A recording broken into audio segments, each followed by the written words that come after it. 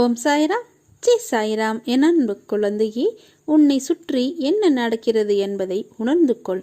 அது புரியாமல் கேட்பவற்றையெல்லாம் செயல்படுத்தி வாழ்வில் உச்சநிலையை அடைந்து விடலாம் என்று நினைக்கிறாய். அது சரியா தவறா என்று ஆராய்ந்து பார்க்க கூட ஏன் மறுக்கிறாய்?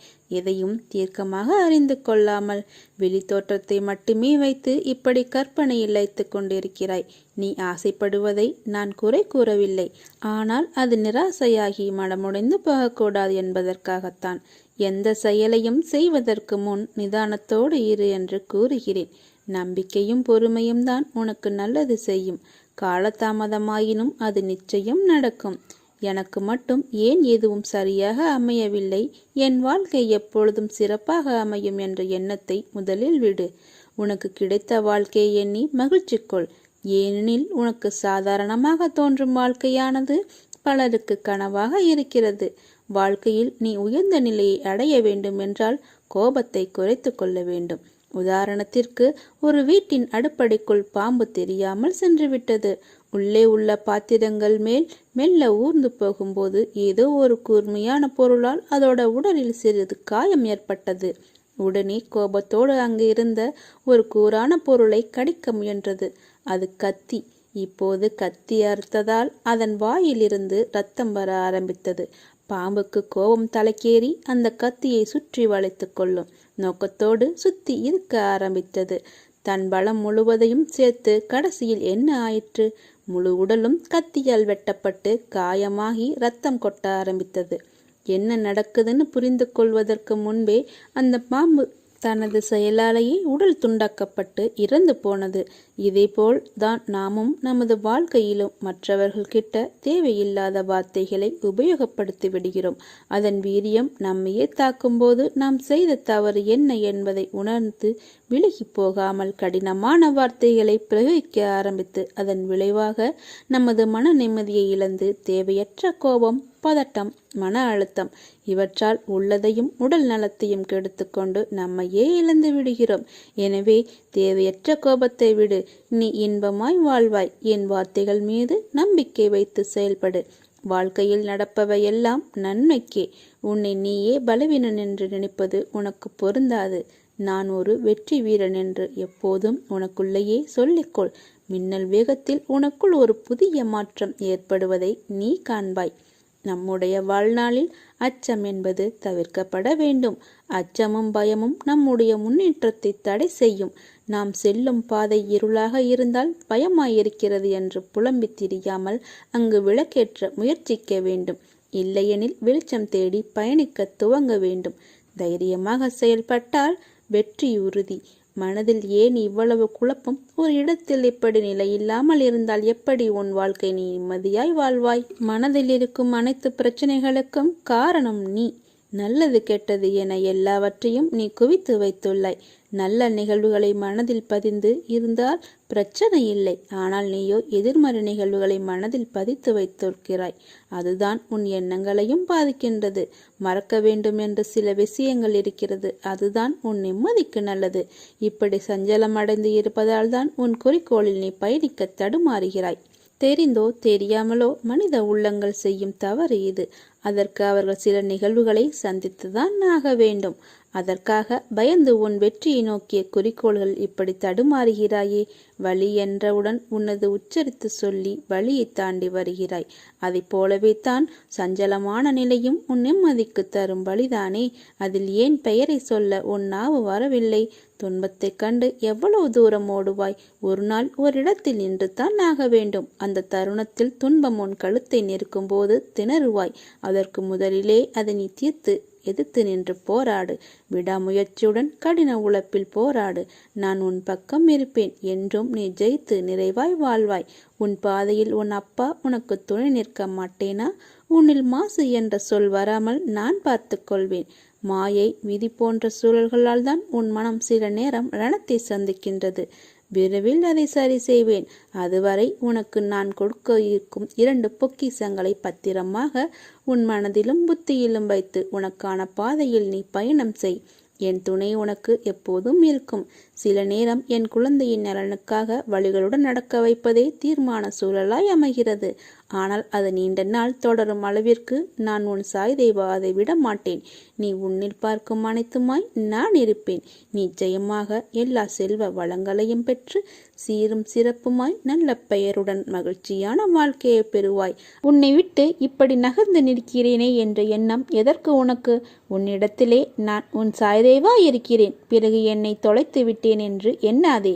நீ நினைத்தால், உன் மனம் என்னை நினைத்தாலே முன் உன் சாய் வந்து நிற்பேன். உன் எதிர்மறை எண்ணங்களை நான் உன் சாய்தேவா பொருட்படுத்தவே மாட்டேன். உன்னிடத்தில் எதையும் எதிர்பார்க்காமல் உன் முன் வந்து நிற்பேன். உன்னை விட்டு நான் விலகுவதும் இல்லை, உன்னை விலகி போகும்படி நான் சொல்வதும் இல்லை. உன் மனதில் பாரம் வேண்டாம். இங்கே ஒவ்வொரு ஜீவனுக்கும் ஒரு சுபாவம் உண்டு. அதை அப்படியே ஏற்றுக்கொள். இப்படித்தான் இருக்க வேண்டும் என்று யாரிடமும் எதிர்பார்க்காதே. நீ எப்படி இருக்க வேண்டுமோ அப்படி இரு. உன்னை உயர்த்திக்கொள். உன் மனதில் நாள்தோறும் குவிகின்ற வினாக்களின் எண்ணிக்கை அதிகரித்து கொண்டே போகிறது. உன் வாழ்க்கையில் நடக்கின்ற விஷயங்களை நீ கவனமுடன் தான் யோசித்து செய்கிறாயா, அல்லது உன் ஆசை என்ற மாயையில் சிக்க நினைக்கிறாயா? உன் புத்தி சுயநலமாய் சிந்திக்கும். ஆனால் உன்னை நல்ல பாதையில் அழைத்து செல்லும் உன் மனம் ஆசை என்ற வெளித்தோற்றமுடன் மட்டும்தான் உற்று இருக்கும். அது எதிர்மறை வினையா என்பதை கூட கவனிக்காது. உன் மனதை நான் உன் சாய்தேவா நேர்மறைக்கு திருப்ப முயற்சி செய்கிறேன். நீயோ கண்டு கொள்ளாமல் மனம் போன போக்கில் செல்கிறாய். உன்னை என் வழியில் திருப்ப உன் சாய்தேவா கண்டிக்கவும் செய்வேன். மனதில் வைத்துக்கொள், மறந்துவிடாதே. உனக்கு செம்மையான வாழ்க்கை வரப்போகிறது. உன் வாழ்வில் நடக்கப் போகின்ற அனைத்தும் நல்லதோ, வழிகள் மிகுந்த சூழ்நிலையோ என் கையில் இருந்து தரப்பட்டது. வழிகள் சூழ்நிலை என்றால் பயப்படாதே, கவலைப்படாதே. அதில் உனக்கு கண்டிப்பாக நல்லது இருக்கும். ஆனால் உன்னை மனவேதனையிலும் குற்ற உணர்விலும் ஒருபோதும் நான் உன்னை தவிக்க விட மாட்டேன். உன்னை என் உயிரான குழந்தையாய் நான் கவனிக்கிறேன். உன் வாழ்க்கையில் கடந்த காலம் உனக்கு வழி தந்து இருக்கலாம். பாடங்களை கற்றுக்கொண்டே இருப்பாய். ஆனால் இப்போது அதில் உனக்கு உள்ள குற்ற உணர்வும் அது உன் வாழ்க்கையின் நிம்மதியை பாதிக்குமோ என்ற உன் அச்சுறுத்தலும் என்னை கவலையில் ஆழ்த்தியிருக்கிறது. தவறு செய்வது இயல்பு. தவறு என்பதை விட இது சரிதானா, நமக்கு இது ஒற்று போகுமா என்று யோசிக்காமல் எடுத்த முடிவு இன்று உன்னை இந்த துயரத்தில் ஆழ்த்தியிருக்கிறது. அதனால் வாழ்க்கையில் வெற்றியிடம் உருவாக்கி உள்ளதாய் நினைக்கிறாய். குழம்பாதே. உனக்கான செம்மையான வாழ்க்கை வரப்போகிறது. அப்போது உன் வாழ்க்கையில் குற்ற உணர்வுகளும் பயமும் இருந்த இடம் தெரியாமல் மறைந்து போகும். நான் உன்னுடன் இருக்கிறேன். உன் அப்பாவாக. உனது கனவு விரைவில் பூர்த்தியாகும். உனது எண்ணங்கள் நிறைவேறும். உன்னை தேடி அதிர்ஷ்டம் வரும் நேரம் இது. உன் மனபாரத்தை நான் உணர்வேன். ஏமாற்றமடைந்த உனக்கு வார்த்தைகளில் ஆறுதல் கூறுவதால் நீ இழந்தது கிடைக்கப் போவதில்லை. ஆனால் உனக்கு வேறு ஒரு விதத்தில் நியாயமான ஒன்று கிடைக்கச் செய்வேன். வருந்தாதே. உன் கர்ம வினையின் தாக்குதல் குறைந்து கொண்டிருக்கிறது. உனக்காக செலவழிக்கும் நேரத்தில் எனக்காக ஒரு 10 நிமிடம் மட்டும் நீ ஒதுக்கிப்பார். உன்னை சுற்றி என்ன நடக்கிறது என்பதை உணர்ந்து கொள். அது புரியாமல் கேட்பவற்றையெல்லாம் செயல்படுத்தி வாழ்வில் உச்சநிலையை அடைந்து விடலாம் என்று நினைக்கிறாய். அது சரியா தவறா என்று ஆராய்ந்து பார்க்க கூட ஏன் மறுக்கிறாய்? எதையும் தீர்க்கமாக அறிந்து கொள். வெளி தோற்றத்தை மட்டுமே வைத்து இப்படி கற்பனையில் வைத்து கொண்டு இருக்கிறாய். நீ ஆசைப்படுவதை நான் குறை கூறவில்லை. ஆனால் அது நிறையாசாகி மனமுடைந்து போகக்கூடாது என்பதற்காகத்தான். எந்த வேலையும் செய்வதற்கு முன் நிதானத்தோடு யோசித்து செய் என்று கூறுகிறேன். நம்பிக்கையும் பொறுமைதான் உனக்கு நல்லது செய்யும். காலதாமதமாயினும் அது நிச்சயம் நடக்கும். தனத்தையும் தானியத்தையும் வஸ்திரங்களையும் அளிப்பது மட்டும் தட்சிணையாகிவிடாது. குருவின் ஆணையை, பொறுமை, நம்பிக்கை நிறைவேற்றி அவரை சந்தோஷப்படுத்துவதும் தட்சிணையே. இந்த வியாழனின் உன் கஷ்டங்களை துரத்தியடிக்க நான் உன் வீட்டிற்கு உள்ளே வரலாமா? நான் உன்னை பார்ப்பதற்கு உன் வீடு தேடி வந்திருக்கிறேன். என்னை பார்க்க வர முடியவில்லை என்ற ஏக்கம் உன்னில் வேண்டாம். நான் உன்னுடன் தான் இனி இருக்கப் போகிறேன். எல்லோரும் உன்னை விட்டு விலகும்போது நான் உங்கள் வாழ்க்கையில் நுழைவேன். நான் உங்களுடன் இருக்கிறேன். உங்களுடன் யாரும் இல்லாத போது உனக்கு துணையாய் எப்போதும் நான் இருப்பேன்.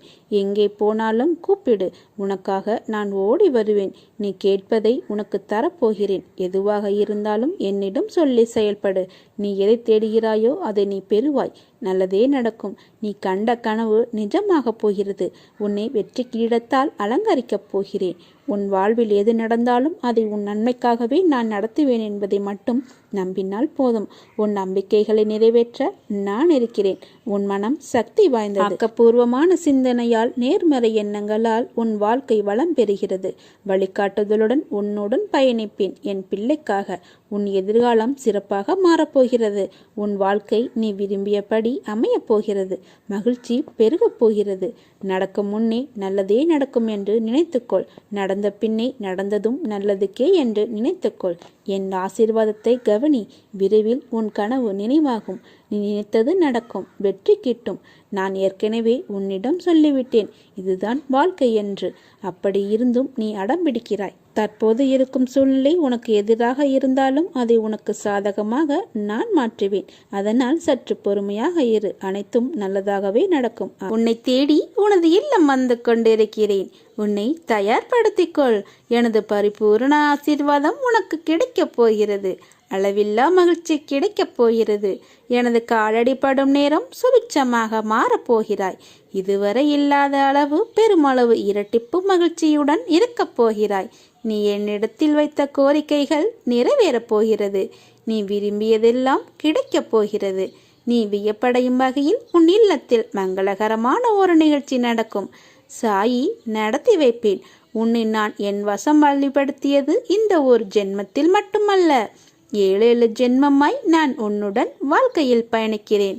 என் குழந்தைகள் சொல்லிதான் அவர்கள் பிரச்சனைகளும் துன்பங்களும் உன் சாயப்பாக்கு தெரிய வரும் என்று நினைக்கிறாயா? உன் அப்பா நான் அகண்டமாக இந்த உலகம் இருக்கையில் எல்லா விஷயங்களையும் நான் அறிவேன். உன் வாழ்க்கையில் கோபத்தை தூக்கி எறி. பொறுமையை கடைபிடி. யார் உன்னை அவமானப்படுத்தினாலும் வாக்குவாதம் செய்யாமல் நீ அமைதியாக இரு. மற்றவற்றை நான் பார்த்து கொள்கிறேன். உனக்கான காலம் வந்துவிட்டது. நீ நிச்சயம் வெற்றி பெற்று நிம்மதியுடன் வாழ்வாய். உன் வாழ்க்கையில் நடக்கும் விஷயங்களும் இப்படி நடப்பதற்கு உன்னுடைய அவசரமான முடிவுதான் காரணம். கொஞ்சம் நிதானமாக யோசி. பொறுமையாயிருந்து முடிவு செய். ஒருவர் உன்னை கஷ்டப்படுத்தினால் அவர்களை விட்டு நகன்றுவிடு. அவர்களுக்கு எந்த பதிலையும் சொல்லாதே. அப்படி நீ பேசினால் உன் மனம் ஏற்கனவே வலியால் இருக்கும். அந்த வலி உன் மனதை இறுக்கி வார்த்தைகளால் அவை வெளிப்படுத்தும். அது கோபமாக காட்சியளிக்கும். அது உன் தவறு இல்லை. ஆனால் அந்த கோபமாய் வெளிப்பட செய்யும் கோபம் தவறு அல்ல. அது அடுத்தவர்களை வார்த்தைகளால் காயப்படுத்துவதுதான் தவறு என்று கூறுகிறேன். மேலும் உன்னை அவர்கள் கோபத்துக்கு உரியவர் என்று சித்தரித்து உன்னை விட்டு போய்விடுவார்கள். உனக்கு கெட்ட பெயர் ஏற்படும். அதனால் தான் சொல்கிறேன், கோபம் வரும் நேரம் என் நாமத்தை உச்சரி. அது உன் மனதை சரி செய்யும். நான் இப்படி நடந்து கொண்டேன் என்ற கோபமா என் மேல் என்றுதானே கேட்கிறாய்? என் செல்ல பிள்ளை மீது நான் கோபப்பட மாட்டேன். என் உயிராய் உன்னை நினைக்கிறேன். அப்படி இருக்கையில் உன்னை எப்படி கோபத்தால் காயப்படுத்துவேன்? என்றுமே என் பிள்ளையிடம் கோபப்பட மாட்டேன். ஆனால் அவர்கள் உன்னை தனித்து காயப்படுத்தினார்கள் என்பதற்காகவும் நீயும் அவ்வாறு நடந்து கொண்ட விஷயம்தான் எனக்கு வருத்தம் அளிக்கிறது. உனக்கும் அவர்களுக்கும் வித்தியாசம் இருக்கிறது. அவர்கள் உன் மனதில் வலியை ஏற்படுத்தியவர்கள்தான். அது எனக்கு நன்றாக தெரியும். உன் மனதை ரணமாக்கி விட்டார்கள். எனக்கு உன் வலி புரிகிறது. ரணத்துக்கு மருந்து தருகிறேன். என் பிள்ளை மற்றவர்கள் போல பழிக்கு பழி என்று இருத்தல் கூடாது என்பதுதான். உனக்காக உன்னை எல்லாவுமாய் பாதுகாத்து அன்பால் அரவணைப்பேன். அதனால் நீ எதற்கும் பயப்படாதே, கலங்காதே. உன்னில் வெற்றி என்ற தீபத்தை நான் ஏற்றுவேன். நீ என்றைக்கும் வாழ்வில் உண்மையாகவும் நேர்மையாகவும் இரு. அந்த வழியே உன் தடைகளை எல்லாம் தூளாக்கிவிடும். உன் சாயப்பா உனக்கு துணையாய் இருப்பேன். உயிரும் உடலும் கொடுத்த தாய் தந்தையரை நேசி. உன் வாழ்க்கை வசப்படும். இன்பமோ துன்பமோ சகித்து கொண்டு ரசித்து வாழ். என்றும் உன் மீது அக்கறையும் பாசமும் உள்ளவர்களின் கண்ணீருக்கு ஆளாகாதே. கோபத்தை தூண்டாதே. இரண்டுமே உன் வாழ்க்கை முன்னேற்றத்தின் தடைக்கற்கள். வாழ்க்கை என்னும் பூட்டிற்கு அன்பே திறவுகோல். அதை தொலைக்காமல் பார்த்துக்கொள். வாழ்க்கையை சொர்க்கமாக நரகமாகவோ அமைப்பது அவரவர்களின் மனமேயாகும். உன்னிடம் உள்ள பலம் பலவீனத்தை அறிந்து கொள். பலவீனத்தை பலமாக மாற்று. விதையின் தன்மை விளைச்சலில் தெரியும். மனிதனின் மேன்மை அவன் செயல்பாட்டில் தெரியும். போராடி பெறுகின்ற பொருளிலும் போராடி வாழ்கின்ற வாழ்க்கையிலும் எப்போதும் ஓர் இன்ப அதிர்ச்சி இருக்கும். உன் உடல் எப்பொழுதும் நிகழ்காலத்திலே இருக்கிறது. ஆனால் உன் மனம்தான் கடந்த காலத்திலும் எதிர்காலத்திலும் வாழ்கிறது. உன்னுடைய உற்ற நண்பன் மனதைரியம்தான். அது இல்லையெனில் வாழ்க்கையை எதிர்கொள்வது சிரமம். உன் வாழ்க்கைக்கு உழவைக்கும் எதிரிகள் சோம்பேறித்தனம், முயற்சியின்மை, பயம். வாழ்வில் எதிர்மறையான விஷயங்களையும் நேசிக்க கற்றுக்கொண்டு விட்டால் உன் வாழ்வே பயனில்லாமல் போய்விடும். ஒருவரை நம்பும் முன் எவ்வளவு வேண்டும் என்றாலும் சந்தேகப்படலாம். நம்பிய பின் எக்காலத்திலும் சந்தேகம் வேண்டாம். அது அந்த நம்பிக்கைக்கு இலக்கு. நான் கூறும் வார்த்தைகள் மீது நம்பிக்கை வைத்து செயல்படு. வாழ்க்கையில் நீ உயர்ந்த நிலைக்கு வருவாய். அதை அடைய வைப்பது என்னுடைய பொறுப்பு. பிரச்சனைகளை பார்த்து நீ பயந்து ஓடினால் அது உன்னை இன்னும் வேகமாக துரத்தும். தைரியமாக சந்தித்து உன்னுடைய வேலையை நம்பிக்கையோடு செய். அப்பா, நான் இருக்கிறேன் உனக்கு துணையாக. என்னையே இடையராது நினைத்து கொண்டே இரு. நான் உனக்காக என் தலையையும் கொடுப்பேன். நல்லதே நடக்கும். சாயிருக்க பயமேன். ஓம் சாய்ராம்.